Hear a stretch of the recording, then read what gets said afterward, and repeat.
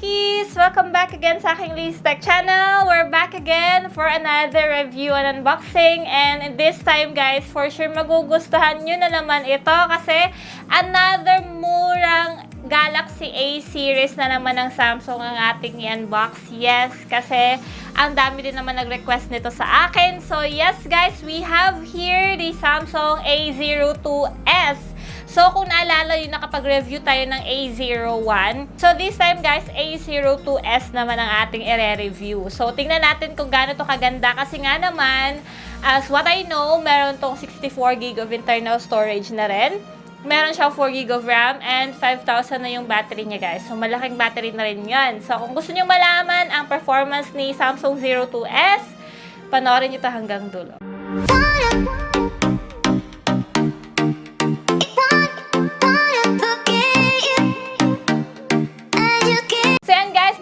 Mag-start, I would like to invite everyone to join my huge giveaway. Yes, ibibigay ko po yung link sa description box. Join na kayo, baka kayo na manalo. 6 winners po ang possible po na saswertehing manalo. Kaya naman, join na. Ayun na ka-Techies, so we're here. We're going now to unbox the Samsung Galaxy A02s. Itong isa sa pinakamurang smartphone na nirelease nila this year, 2021. So, kaka-release lang nila dito sa Philippines, guys. This month lang talaga. So, as you can see, eto na yung kanyang box. Nandito yung itsura ng phone. Kakaiba na yung placement ng camera compared dun sa A12 na in-unbox at review natin yesterday. So, here, i-unbox na natin to. Excited na ako i-share to sa inyo, guys. So, here, kung makita nyo, ito na yung box niya. And, meron tayong mini box. Sa mini box niya guys, nandito yung quick guide and warranties as usual. And ito naman yung unit guys. So, set aside muna natin to para makita natin yung other accessories. Ayan, so here naman sa inside ng box, nandito yung other accessories niya. Nandito yung wall adapter. Ayan, nandito yung USB Type-C cable. So, USB Type-C na rin po itong Samsung A02s nila, diba? Bongga. And then, meron na silang free earphones din. So, you don't need to buy another earphones kasi meron naman na. And, of course, nandito yung pin ejector sa loob ng box. Ayan. So far, guys, yun lang naman yung laman ng box. So, let's go on now directly sa unit. So, here, dito na nga si Samsung A02s. So, kung makita nyo, dito yung cover niya. Tanggalin na muna natin. By the way, nakalagay sa cover niya, guys, na octa-core processor na siya. Triple camera na rin. And ayan na nga, 5,000 mAh battery. By the way, may other colors ito guys available. Papapag ko dyan sa screen. And yung color na meron tayo is color blue naman. Ayan. So, ayun na guys. Nakita na natin si Samsung A02s. Here naman yung kanyang likod. Wow! Okay. So, kung makita nyo dyan, meron siyang parang diamond cuts. Ayan. Maganda ang color niya in fairness. Lakas maka-sexy nitong blue nila. Kung makita nyo naman guys, textured din itong likod ni Samsung A02s. Ayan. So, yung kanyang Samsung brand is subtle lang. So, hindi masyadong obvious kapag ka nasa malayo. Pero pag lapitan mo, talagang makikita mo naman siya. And kung napapansin nyo, ganito yung placement ng camera niya. Hindi siya katulad ng A12. So, kakaiba naman tong placement ng camera niya ngayon. Parang kapareho niya yung placement kung mamahalin nilang mga smartphones na Samsung din. So, ayan, makita nyo meron siyang triple camera. Actually, guys, okay naman din sa kamay ang phone na ito. Kaso medyo may kabigatan po siya. 196 grams kasi. And hindi din siya ganun kanipisan talaga. Kasi 9.1mm din siya. So, yun, nakita nyo na yung design sa likod. And so far, gustong-gusto ko. Very attractive. And sa right side niya, guys, same as usual. Dito yung volume rockers and power button.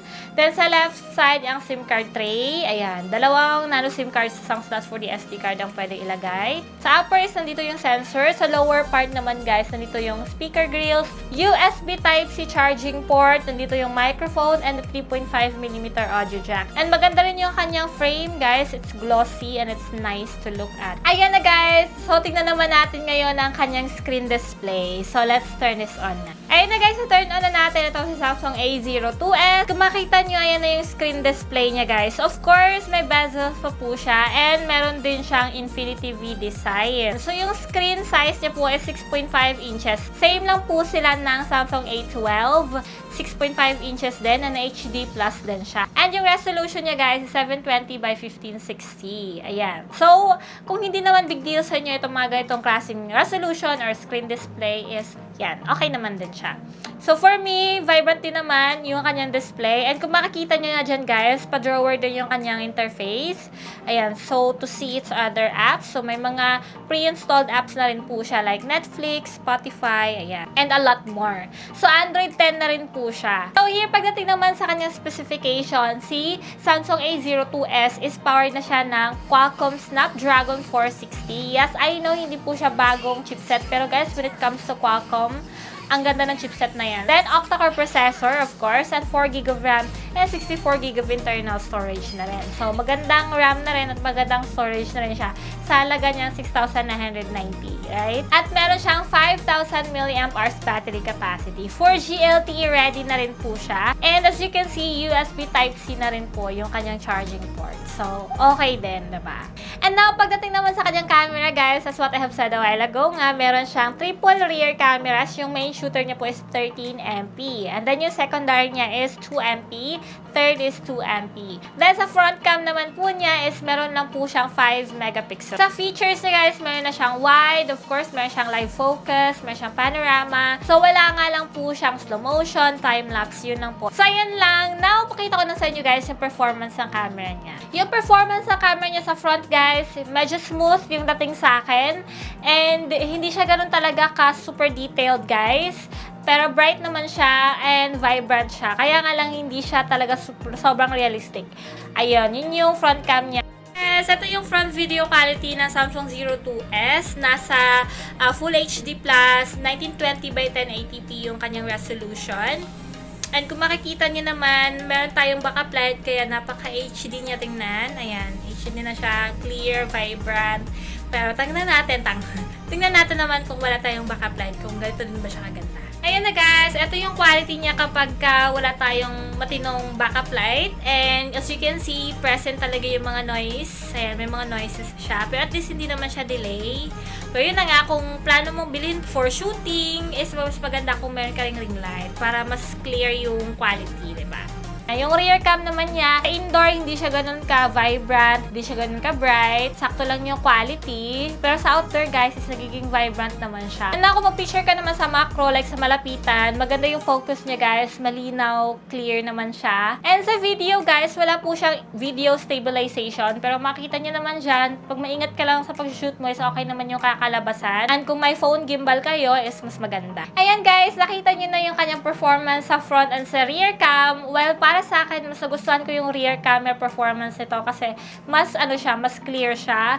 And although hindi nga siya ganun talaga ka-detailed sa indoor shots, pero sa outdoor is detailed naman. Ayan na guys, nakita nyo na yung performance ng camera ni Samsung A02s. Let's go on naman sa kanyang gaming. Sa gaming guys, makikita nyo dyan, kaya naman nyo yung high graphic setting and high frame rate. Kaya nga lang po, hindi talaga ganun ka-smooth yung feeling kapag nilalaruan mo siya. Kasi may mga konting lags or minor lags lang. And well, nababawi naman sa kanyang graphic setting kasi maganda namang graphic setting niya. Ayan, makita niyo naman. At okay rin yung kanyang audio. So, yun na guys, nakita niyo yung performance ni Samsung A02s. Sa halaga niya 6,990 guys. Anong masasabi niyo sa kanya? I-comment niyo below kasi I really wanted to know as well.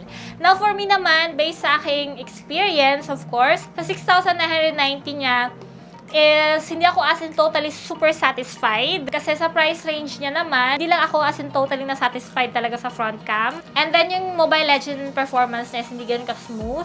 Pero sa rear cam guys, decent enough na rin naman yung rear cam niya for social media upload. So, yun lang talaga. Siguro yung difference na sa A12 guys is yung camera talaga. Kasi 48MP yung rear cam nung A12 eh. Ito kasi is 13MP yung rear cam. Quad camera na yung A12. So, kaya naman mas mahal-mahal talaga yun compare dito. Yung storage nila, kasi 128 na sa A12. Ito, 64GB pa lamang po siya. 1,000 yung price gap nila. So, kung gustong-gusto mo talaga yung malaking storage, is masasuggest ko sa A12 ka na lang. So, yun lang guys. Maraming po salamat sa panonood na aking review nitong Samsung A02s. Kung may mga additional questions kayo, comment nyo lang below. At kung may mga na-miss man ako information na dapat ko na i-share dito sa video, is i-comment nyo na rin below para karagdagang kaalaman naman sa lahat. Ayun lamang, maraming po salamat ka Techies sa panonood na aking video. I hope you guys enjoy this video. Don't forget to like. Mahalaga po yun kung nagustuhan nyo. Share this video to your friends and subscribe to my YouTube channel. See you again ka Techies sa my next video and bye! Mwah!